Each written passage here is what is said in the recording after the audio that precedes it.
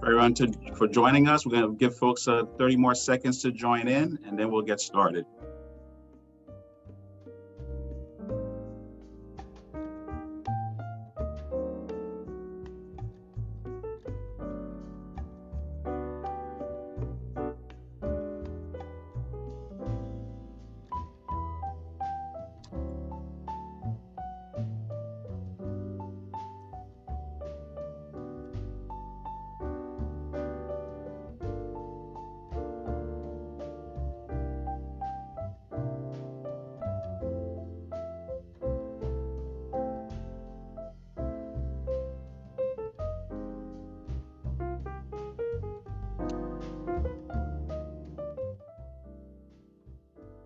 All right.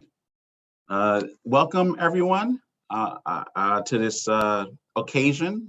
We appreciate you joining us for the Education Leadership in 2021, a conversation with dynamic school leaders at a pivotal time in educational history.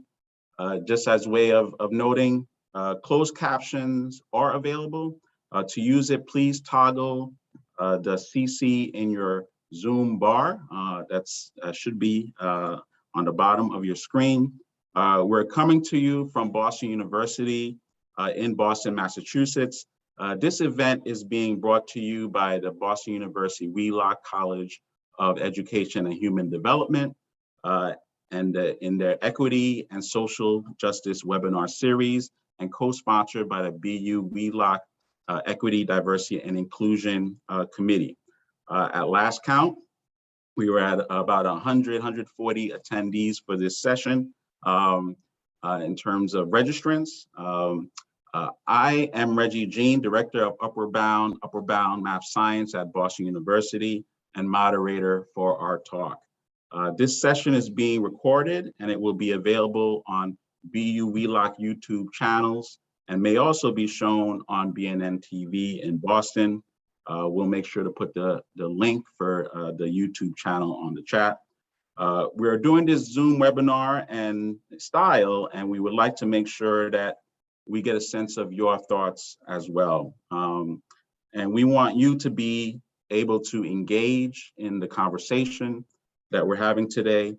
As part of our audience, we know that there are other heads of school, TRIO, GERA program directors, graduate students, Boston Public School staff, City Year staff, college staff and faculty, and it stretches, all the way to programs like City Year as well, One Goal, and going all the way up from Maine, all the way down south to the U.S. Virgin Islands.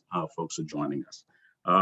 And so as part of our audience, we want to hear from you. You are also the experts. So when things are discussed, feel free to put something in the chat. Just like I see that you're doing. And if it's something you agree with, put a yes. It's like when I go to the movies, I like to engage, and sometimes too much for my wife, so I say a little bit too much, but it's okay, right? Here, it's okay. You can put it in the chat, especially if you agree with what you're hearing. And then during the sessions, we'll also try and do some speed round questions. Use the Q&A feature to put your questions in. And so it's easier if you put your questions in the Q&A, and any experiences or agreements in the comments in the chat. And so each panelist may not answer all the questions. That's sort of what we've decided. So please indicate if there is a panelist that you want to specifically address the questions to, please do so. And so just in terms of setting the stage, we have rarely been in a time like this in education. The confluence of a year-plus long pandemic, the necessary spotlight on issues related to racism, topics like, critical race theory. Some schools have been going through harassment at sporting events, the student athletes, looking at the purpose of state exams, national exams, and school board membership, recruitment of educators of color. Many of you know yesterday there was violence at one of our Boston public schools that was exhibited. So, there's a lot going on. Leadership is always important, but especially during times like now, it becomes very important. So we are fortunate to have two panelists that we have today to share a bit about their own journey into leadership and their thoughts and insights into some of these issues. As a note, Gene Roundtree was one of our panelists because he actually is working in terms of the context of the violence at one of the schools yesterday. He can't be with us today. And so, hopefully he may join in, but I'm thinking he may not be able to join us. But we are in capable hands with the panelists that we have with us today. Rachel Skerritt is the head of school at Boston Latin School. She previously was a head of school at another Corsta College in Boston before becoming principal of Eastern Senior High School in Washington, D.C. She graduated from undergrad from Penn State, and I think I have this correct. UPenn.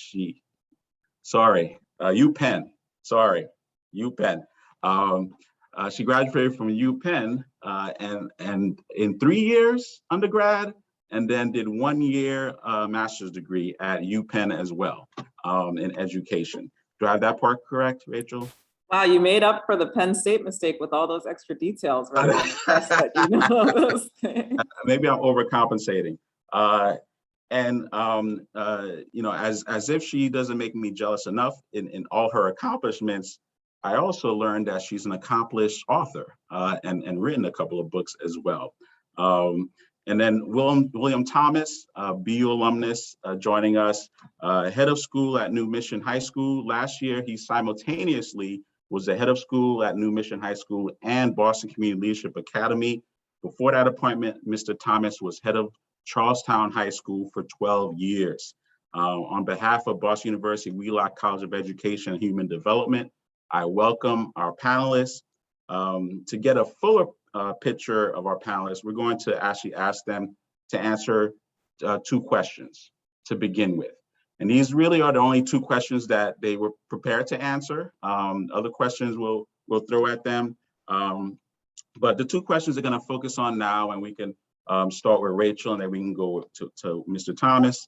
What are the day-to-day responsibilities of your work, right? As head of school at your school, what are your day-to-day responsibilities like? And then also, if you could talk about what are some of the academic, professional, personal experiences that you've had that sort of led you to the position you have today. So we'll start with Ms. Skerritt. Thank you so much, Reggie, for that awesome introduction. I'm also a big fan of Penn State as well, both also a fantastic school. And I'm really excited to be here with Will Thomas, who's a longtime colleague, and we often call each other to trade ideas and get suggestions and get through this work together. So I know we're going to have some fun at this talk today. The other thing that folks know about school leaders is that we don't follow rules at all. We're the worst direction followers ever. So I'm actually going to break up. Well, we'll answer both your questions, but I'll do the first one and then let my colleague take it, and then I'll let him do the other one first to spread the love. Before touching on the day-to-day responsibilities, just to give a little bit of background on Boston Latin School, because I see that folks are on from as far away as the Philippines, which is amazing. I'll just say that Boston Latin School is a 7th through 12th grade school. It is the largest school in the city of Boston with over 2,400 students. So we have about 400 students per grade level.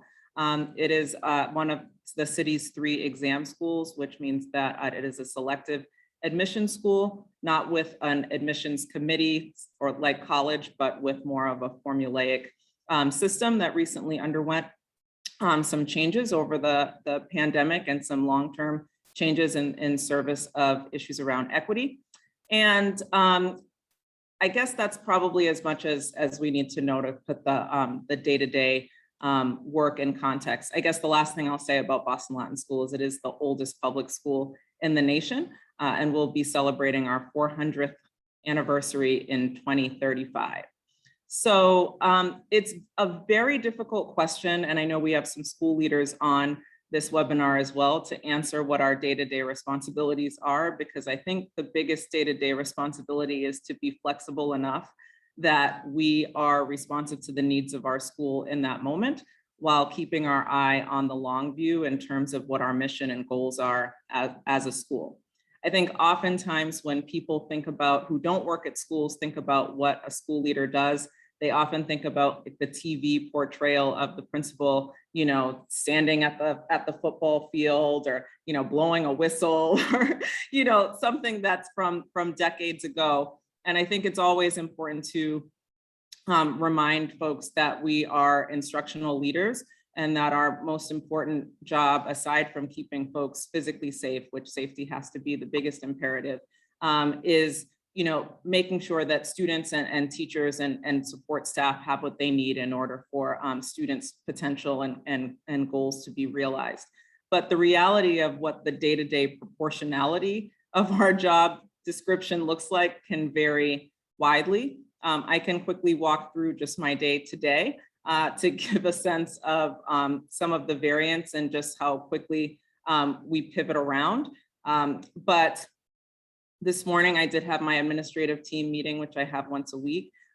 With the size of our building, I am often doing professional development with my administrative team, as opposed to my entire staff at once, because we are on a large scale. So that's something that Will and I have some different experiences with, his being at a smaller school now, though he has also led large schools. But I had my administrative team this morning, and while we usually do mini learning walks on Thursday mornings, because we're near the end of the term and folks are wrapping up with different assessments, we took a week off from that and used a video, like a Common Core instructional video of a teacher, to just norm some of our observations against both our equitable literacy focus as a district, and the CRIOP tool, which is a culturally responsive observational tool that we've been using for our learning walks. After that meeting, we have what's called the W block. That's usually on Wednesdays, but it was on Thursday this week because schedules at high schools are always funky. But the W block is something that we built into the schedule a few years ago to provide students with some agency and flexibility once a week to participate in clubs or special programming, or to make the time what they need. It defers to being a study if they don't have anything else to do, but there are always several activities at the W block. So trying to stop by some of those, including a peer mentoring training for our upperclassmen who are going to be working with our 7th graders, Chinese yo-yo practice, the TOEFL Fellows for Peace and Nonviolence, planning for Human Rights Day that's coming up. So there was a lot going on at the W block. After that, just following up on our plans for MCAS administration next week. We don't usually give MCAS, which are our standardized tests for the state, in the fall, but due to the pandemic, many students have to make up that testing from the spring. And so high schools are preparing to administer those exams in the coming weeks. We also just assess students on their general reading and math levels across the district. And so we're preparing those parent reports to make sure that parents have the information, but are also setting those scores in the context of students having been out of school for so long, and really underscoring that growth is more important than what their actual percentile is in the here and now, which is often hard for our student and family population that can definitely sometimes be a little preoccupied with the absolute score. I had a quick interview. Students asked to interview me for their Facing History and Ourselves class because they were assigned to do field research to talk to a Bostonian who remembers a significant racial incident in the city of Boston. They specifically had chosen the Charles Stewart case. I usually have lunch duty. I usually am at all 3 lunches, but the superintendent called an emergency Zoom meeting today in response to the violence at the Henderson School that you mentioned already, Reggie. And after that, I just had to follow up with a few parent concerns that ranged from a grading dispute, and then something around some ideas that folks had to keep the building warmer as we continue to leave the windows cracked for ventilation related to COVID. And then after this panel, I'm going to try to catch the end of our one-act plays and then try to zoom into our faculty group that's working on diversity, equity, and inclusion initiatives as they plan out their goals for the year. So that's one day, and I'll turn it over to Will. Thanks. Thank you, Rachel. That got me really tired. I'm just hearing your day and the stuff that you're doing. I think I echo what you said around depending on what kind of school you have is the job description that you have. And so for me, the way I would define our job is whatever the school needs. And some days the school needs an extra janitor. So I see myself just picking up a bucket and mopping down the floors in the cafeteria, in the lunchroom. Sometimes you need a sub, so you go into a classroom and you sub in for that day. Sometimes you need someone who's going to console staff members or students or whatnot. And some days you need a disciplinarian, and so there's a wide range of things. But overall, I think when we come to the school, you think about the big picture idea of what a head of school or principal does. And Rachel hit in the head and said safety first. That's our first. That's our number one priority. Families entrust their most prized possession to us, and so we want to make sure that they're safe, and we return them to them as good or better than they gave to us. So that's a huge responsibility that we all shoulder, especially just from the pandemic and knowing the mental health and mental well-being of students coming back is just they're coming back to us really in a challenging position, and so we're aware of that. I think another title that we probably shoulder is a cultural developer or enforcer per se, and just making sure that we have a particular culture in our school, and we develop a culture in our school that we can all be proud of and want to be part of. Capacity builder. So just thinking about how, as Rachel was saying, how she meets with this with her team and make sure that she trains her team. We want to make sure that we can delegate, and so especially with Rachel being in the school with over 2,400 students, New Mission is approximately 550 students, so it's a little bit smaller, but we're growing, and so I always think about how do I build the capacity of my own leadership team, as well as just the teaching core. And so New Mission is a pilot school, and so that means we're not a traditional school, we're not an exam school, we're a school that's a little bit different from the rest of the district that aren't autonomous schools, which means that we have some freedom to make up some rules of our own the way that we see fit. The governing structure is a little bit different. I answer to a board versus a school site council. And because it's a little bit smaller and very different from my experience when I was at Charlestown High School had approximately 900 plus students. And so my experience there was a little bit different in that it was bigger. And so I didn't get to know the families as intimately, or all the families as intimately as is expected in a smaller school. Now, if I don't call a parent, they start complaining and say, I haven't heard from the principal yet. Like I didn't know I was supposed to call every single parent, but I did that. I'm doing that actually. Most of my day-to-day was spent calling all my 7th grade families, asking them about what do they want to do next year, something that we're looking forward to next year, photography, whether we want to institute photography, uniform policy, and just getting to know the families, because that's the expectation from families who choose a school like New Mission, and being small, intimate, knowing the principal, having direct line to the principal, giving my cell phone number, which I never did when I was in a really big school. Imagine trying to field 900 calls from families, but here it's expected. They contact the teachers, they contact the principal, they contact everyone, the secretary, the administrative assistant get contacted. She makes phone calls as well. So that's the beauty of a small intimate school. I think being the chief cheerleader for the school, and folks know that you can do it. We can all do it. We'll do it. We'll do it together. As I think is another big piece of my responsibilities. One of the things that I enjoy doing and continue to do is bringing in resources for the school and just seeing the connections that I make with outside organizations to bring in certain resources, especially schools in Boston, where we feel like the money that we get is not enough, especially with the needs that we have to serve. The challenge that we serve, we definitely can always use more money. And then just thinking about big ideas and how to manage those big ideas to make sure that we're not in conflict with our values, our mission, and strategy. Another responsibility I think a head of school has to do is be the chief strategist.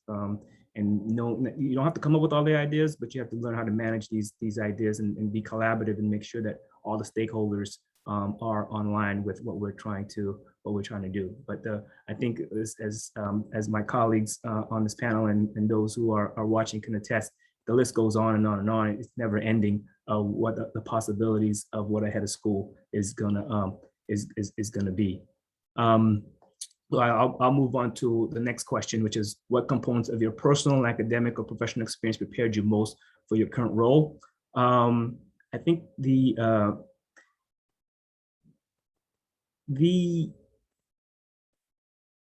is a lot. I think that all my experience culminated together makes you who you are, made me who I am. The experience of my internship coming up, or even when I first started in this profession about 24 years ago as a paraprofessional. Then I became a teacher. So I taught for 8 years. So that gave me a little bit of insight of the things that I'm observing in the classrooms, in the relationship with students. And then I was a Boston Principal Fellows for a year, interning at Brighton. So that gave me a bit of insight on leadership and actually shadowing a great leader in Toby Romer at Brighton. And then I was assistant principal for 4 years at Charlestown before I became the head of school. And then that helped me quite a bit in my learning. And then I actually inherited a really great experienced leadership team that kind of, it took a little edge off my first year as a school leader. I didn't have to do it all by myself. And so I had a great team around me. And so from then, it kind of really informed my thinking around making sure you have a great team around you. To make sure, in order for you to survive, you got to make sure that you build those individuals and you pick people on your team that can mask some of your areas of weakness, and don't try to hire individuals who are too much like you, but who can who have different thinking styles and who doesn't have to align with everything that you say, as long as you guys all have the same core values and vision of where you want to move. I think my wife definitely is a huge part in my development. She's a force in her own, and so I definitely emulate her and see what she does and how she handles things. I think Rachel, you've spoken to her, and I'm not sure if you met her yet, Reg, but she definitely I see how she handles certain things, and I kind of like, oh, that's a pretty good leadership move there. I like to utilize that, and we talk about a lot of different things and some of the things that she implements in her job and in her everyday life. And I think, and just colleagues, as Rachel said, we call each other often and saying, hey, what do you think about this problem? What about this issue? Last year, when we were in the middle of the pandemic, I called on like 3 or 4 colleagues and say, hey, I'm having issues with the failure rates that we have. Can we put together a protocol? And they answered our questions and helped me out and helped my team think through, not just me, just my team think through some of the ways that we can actually address some of the issues that we had at the school. I'll pass it over to Rachel. I told Rachel I wasn't going to talk too much, but I didn't keep my promise. No, I agree with all of these. I loved all of the different chief strategists and chief capacity build. I'm wondering if I can get that in a list for my office to kind of remind us of some of the big big work that we have, because I think sometimes we can get in the weeds. I love the way that you thought about that, Will. I think from the experience, the culmination of experiences that we've had, I agree, Will, it's hard to, it's kind of every step on our journey has given us a little bit for this moment. But I would double down on what Will said about the people from whom we've learned. My very first school leadership experience was as the head at another course to college, which is the polar opposite of BLS in terms of size. I was the only administrator, and there was a staff of teachers, and there was a student body of 200 students. And so I think it was a really great first administrative experience, although I would recommend to anyone pursuing school leadership to not begin with the job of principal, but to try some other administrative jobs on the way to get there. But the community was a really helpful place to start, because I think, and I think this is, hopefully my teachers would still feel this way now, is that I do feel like I really try to understand the teacher perspective and really preserve and value the work that happens in classrooms as the most important work that happens in the building. And when you have a building of just teachers and yourself, you're really reminded of that, because they really are the folks who are getting it all done every day, which is true in large schools too, but it was just a much more direct relationship because I didn't have an administrative team. I think that seeing amazing leaders in practice has been a huge education for me. I had wonderful principal mentors. I had been mentored by Jerry Howland, who's a longtime school leader, and ended up taking over his role at another course to college. From there, I had the opportunity to go to central office and work as chief of staff for Superintendent Carol Johnson, who's just a luminary in the education field. And I learned so much from how she patiently made really challenging decisions, and how she really brought people on board with being a transparent communicator and a thoughtful communicator, and really just putting students first always, and making that her why, and being clear to always articulate that. She's just continues to be hugely influential on my leadership. And then I had two cohort experiences. I can't say enough about the opportunity to be in cohorts with other people. The first one was the Boston Principal Fellowship, when I was learning about being an administrator, and we were in a cohort together. One of the folks from my cohort ended up going to Charlestown and leading Charlestown High School, Randy Bledsoe, and she worked with Will, and then Will followed her at Charlestown. So all of the Boston connections are very close. And that was wonderful, still in touch with many of those cohort members. Some are still BPS principals today. And then when I was in Washington, DC, and I had a lot more leadership experience at that point, and had worked in multiple schools and central office, that I got an opportunity that the district heavily supplemented in terms of funding, to be part of a principal and central office cohort of educators at Georgetown University in the School of Business. We were able to pursue an executive master's in leadership together in a one-year program, where we were really able to dig into and explore issues of leadership. And that was also really impactful. And I draw upon a lot of those lessons in my daily work. So those would be the experiences I would name. Great. And thanks for sort of highlighting what you do on a daily basis. I think a lot of folks do not understand what a head of school, what a principal does on a day-to-day basis. I think our idea is what we see on TV or from the outside when we were a student. So that's very helpful. It is more than just like Saved by the Bell, to age myself in that show. That you have to go through. So we appreciate that. And I wanted to both of you were educators before you went into administration.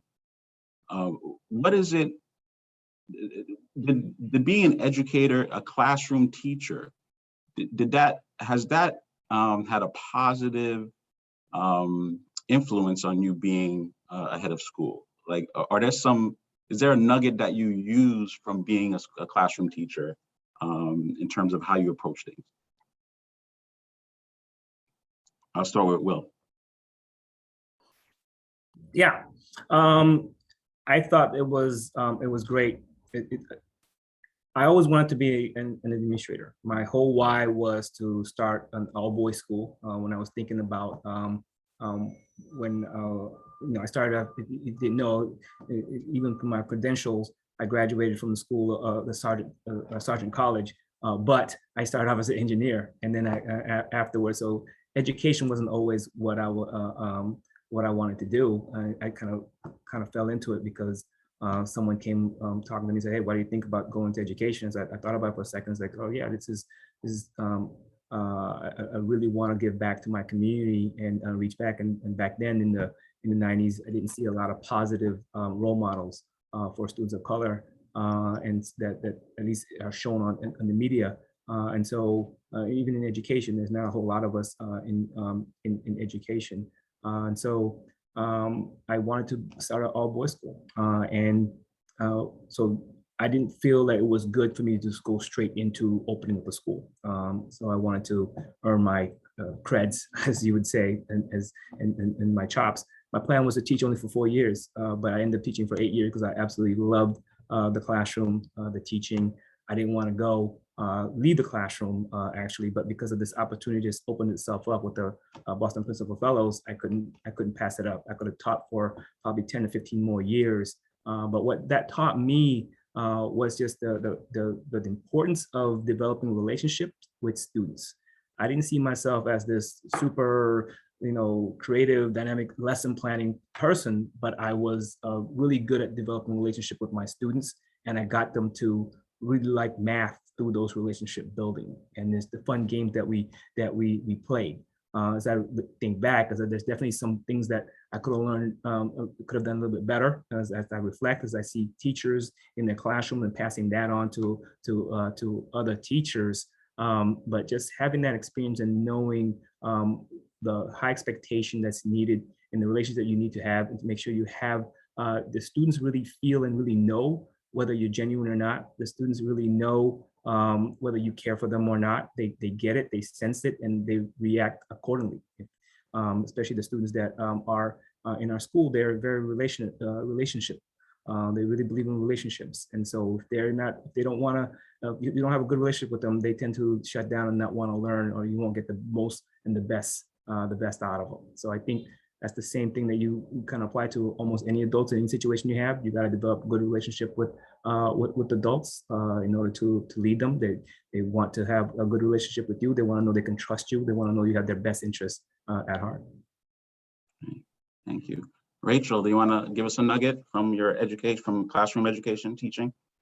Sure, I'd agree. I mean, I think that on a really simple level, if anyone is ever giving you advice in life or coaching you about how to do something, that advice is always taken more seriously when the person has done it themselves.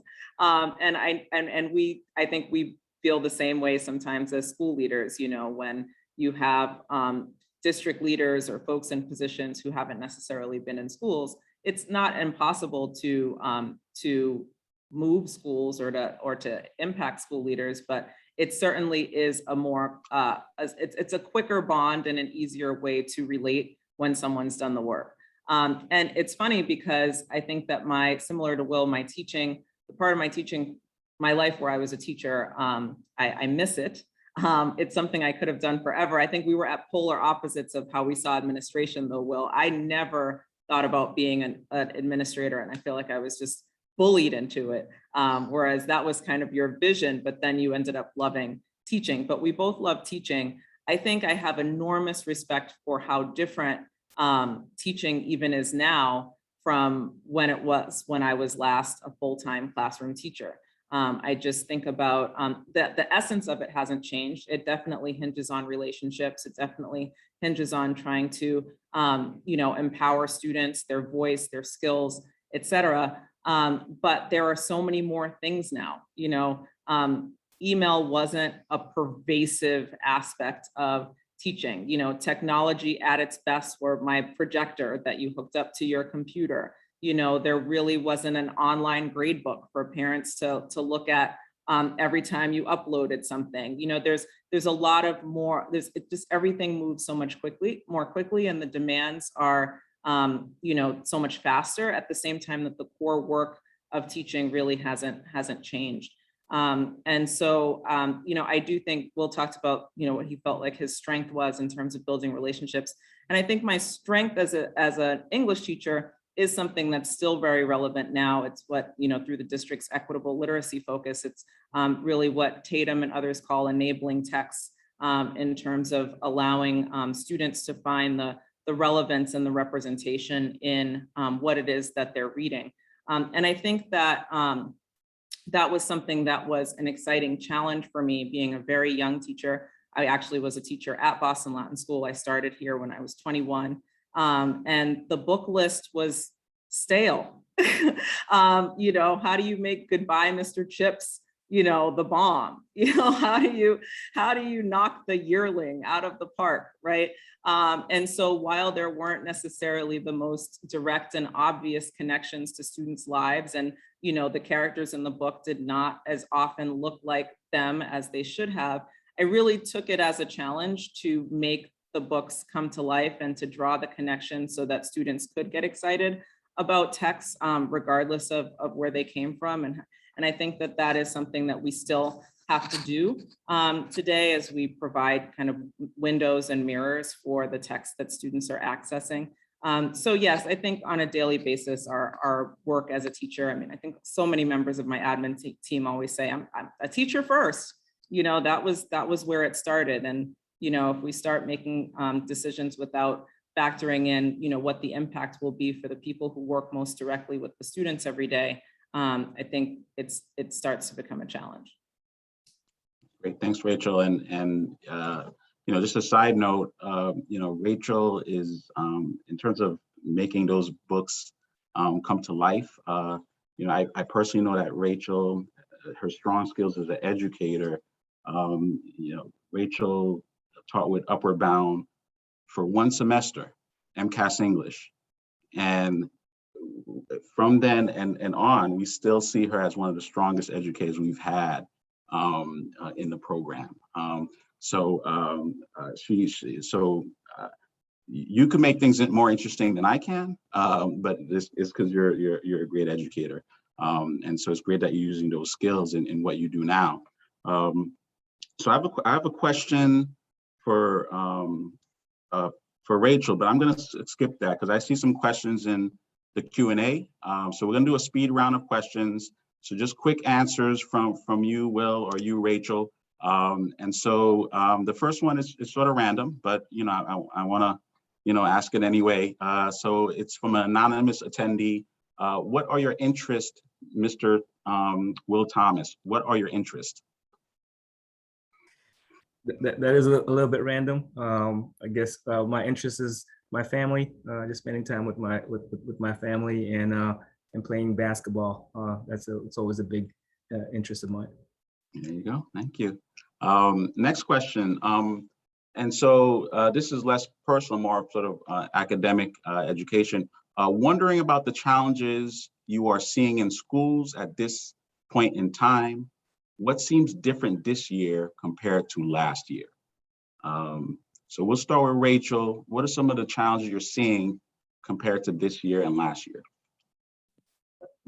You know, I think one of the biggest challenges is how disappointed I think we all are in where we are right now. I think that there was a false impression that even I had in June of last year that we'd gotten through the worst year.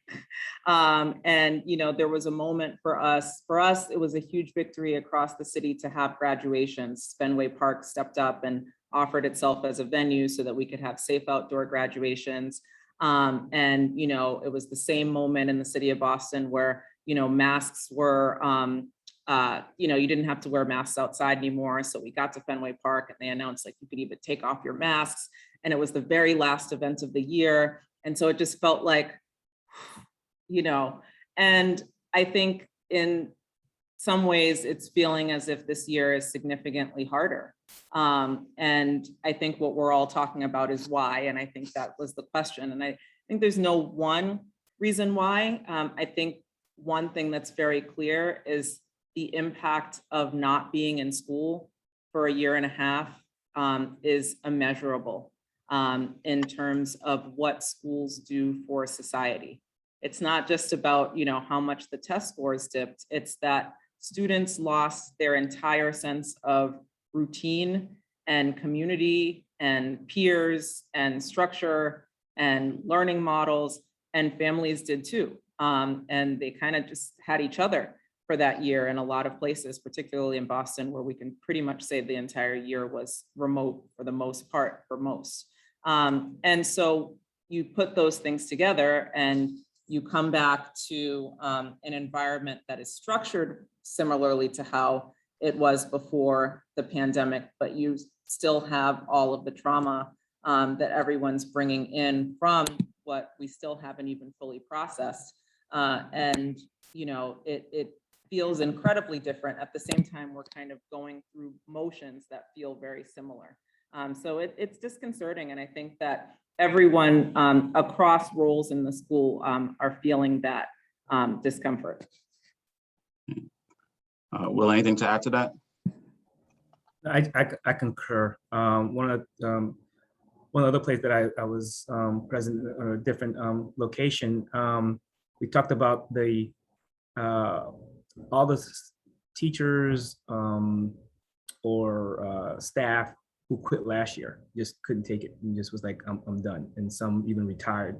And it's not even just teaching. I think it's across all fields. You saw the healthcare workers, going to the edge, and those even the individuals who are essential employees. Just it was a lot of strain on our mental well-being. And as Rachel said, we thought that, it's going to be better when we come back. And, in some cases it did. I mean, there were some certain things that's a bit better because we're in person, but we also didn't have a chance to unpack all the issues and then deal with all the things that we had to deal with during the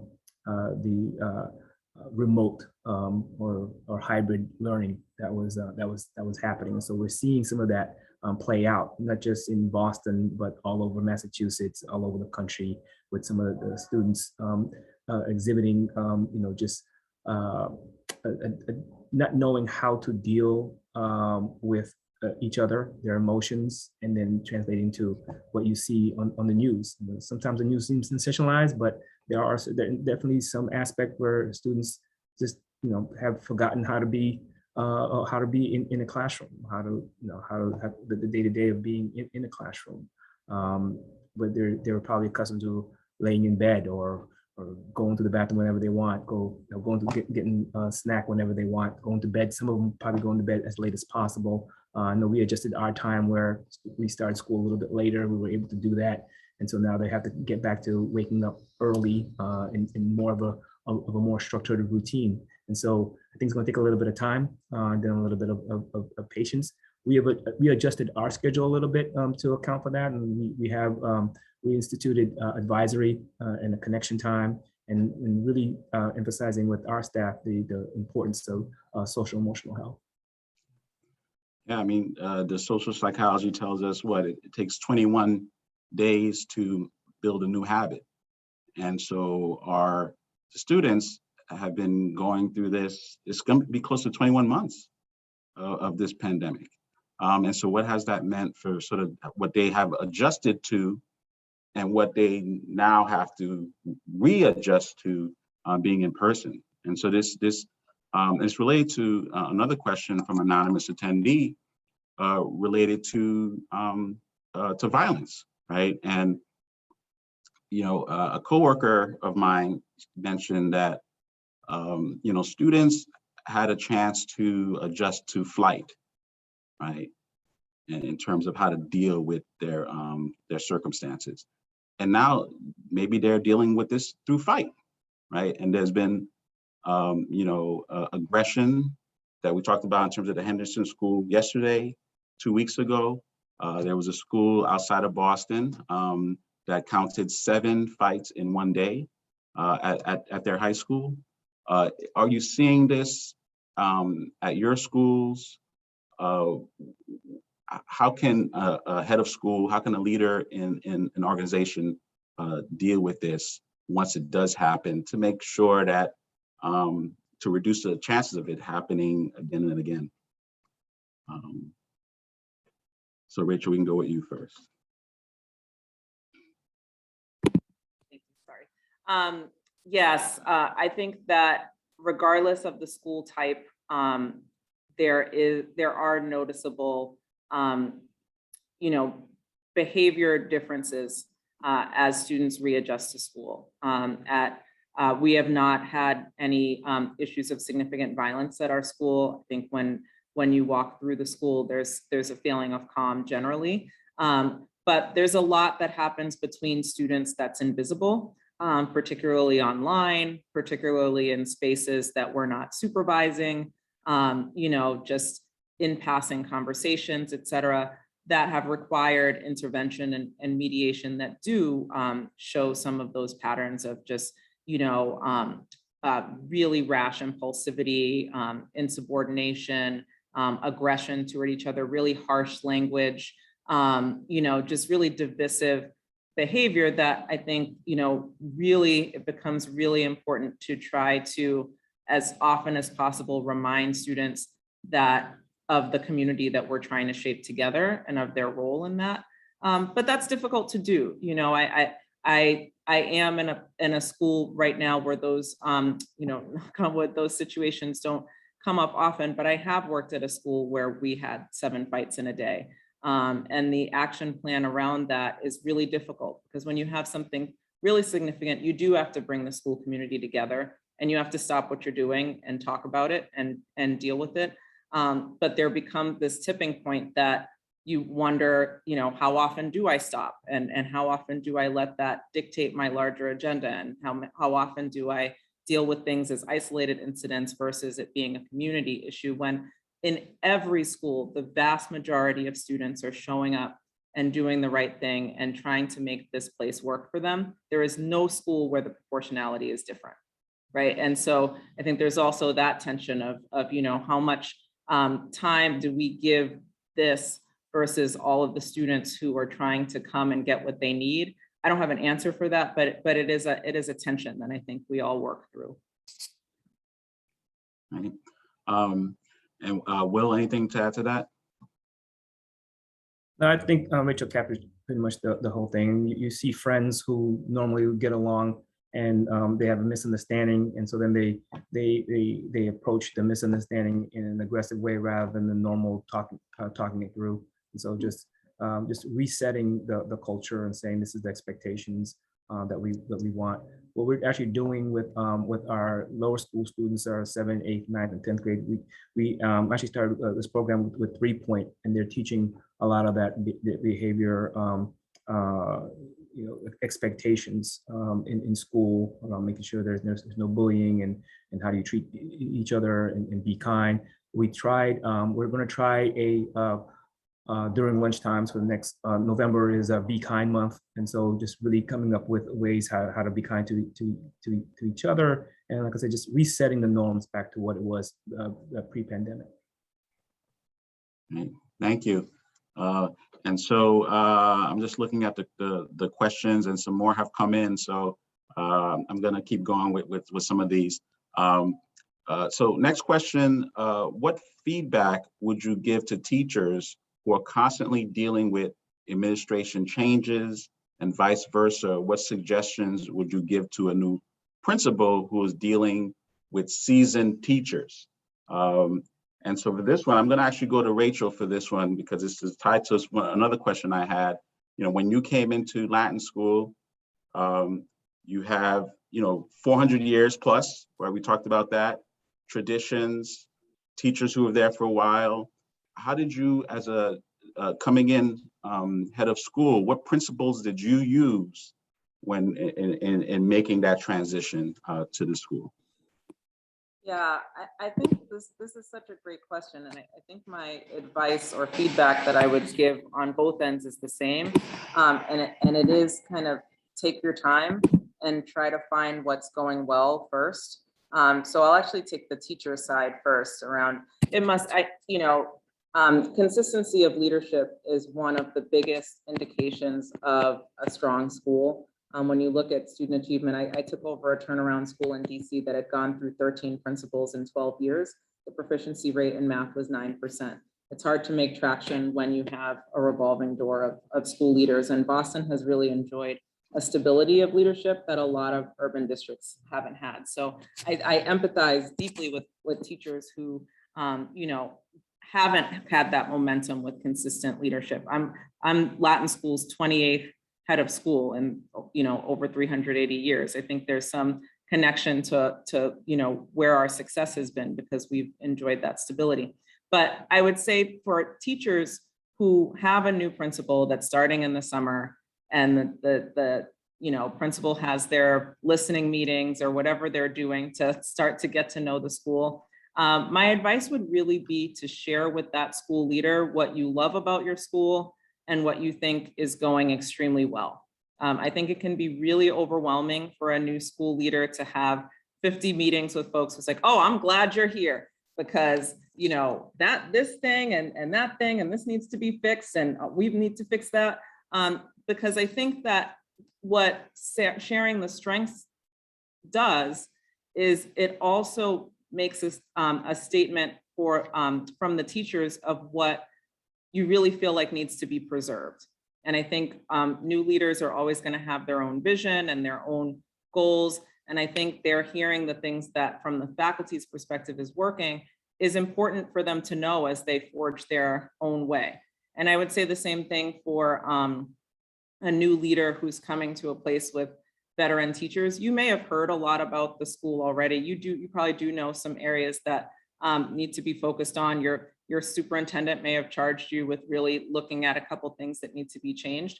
But I would say being patient to really kind of assess the school for yourself before going at the highest rate of speed on change is really important. I see some comments on the chat that are really understanding, responding to what you're saying, Rachel. And so we have about 5 minutes left. So I want to make sure we get hit. There's one more question from the audience that I want to make sure to get to. And then if we have time, we can do one more question that I have and then close. So the question is related to your well-being. And so it's, life-work balance question. As principals, how do you attend to your own well-being, especially during this year? So, Will, we can start with you since Rachel just ended. What do you do for well-being? Yeah, that's a hard question for me because I don't for the most part I don't, but I'm trying to be better. I think trying to carve out some time for yourself. One of the things that I actually do that is that's a non-negotiable for me is getting exercise on Saturday mornings. I still do it, Reg. I play ball on Saturday morning, and it's what keeps me going. So finding that one thing that you want to make sure you hold on to, and then and have a cutoff. It's gonna, the work's gonna always be there. As I said, I use my wife as my mentor almost, and she always says is the work is always gonna be there. It'll be there tomorrow. You do as much as you can for that day, and then you put it aside. You take on the most important pieces that needs to be taken care of now, and then you save the rest for the next day and think of the long game. With my administration team actually today, I guess that's the power of having a social worker on my team. We right before the meeting, at the beginning of the meeting, we did a meditation. So we meditated during that time meeting. And we also do connections in the beginning. And so it helps us connect as a team, as individuals, and as a way to kind of de-stress a little bit. So I think carving out those special times for yourself, and then using some of these techniques. Go out to go to dinner with with friends, loved ones who might be. So you make sure that they're a priority and keep them at the priority, and they'll help you. It'll make things a little bit easier, I think. Thanks, Will. I'm still waiting for that dinner invitation. Rachel, this question is so important. I want to give you a chance to answer it as well. What do you do for well-being? It's an important thing that us as educators, leaders look at. Will and I have talked about this. We have similar struggles with I was going to say I pass, but no, I think we are working on, we know how important it is to make sure that we're taking care of ourselves. I would say that one of my biggest strategies, aside from spending time with my 4-year-old, for taking off the principal hat, is being in spaces where people don't identify you as a principal. And those are usually my friends' spaces, being with my girls from college, being with people who don't associate me with this role. And because our school is so large, and you really can't go anywhere in the city without someone who touches Latin school in some way, that means getting out of town. And so that's been tough during COVID, because my self-care strategy is often leaving. So I'm excited as the world starts to open up again, to be able to get out and not, wear this hat, because I think that's important for having multiple identities is important. Right. And Helen Dini put a comment in the chat just about that preservation comment that was so timely and important. So I had a bunch of notes, I had a bunch of PowerPoints, but we really took this to a great level. Thanks for the engagement that came from the audience, that came from our panelists. To our audience, thank you for joining us today. As current and future leaders, being involved in important discussions like we had today help develop our individual skills, but also educational professionalism. To Rachel Scarrett, Will Thomas, Gene Roundtree, wherever you are, we'll keep the seat warm for you for when hopefully we can do this again next time. Thanks for being part of our distinguished panel.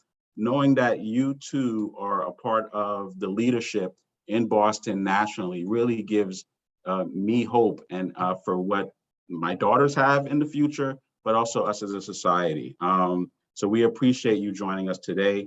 I also want to thank Marielle Amadeo for all her efforts to put this together, and Wally from Instructional Technology for his work, and the BU WELAC Equity, Diversity, and Inclusion Committee for co-sponsoring this event.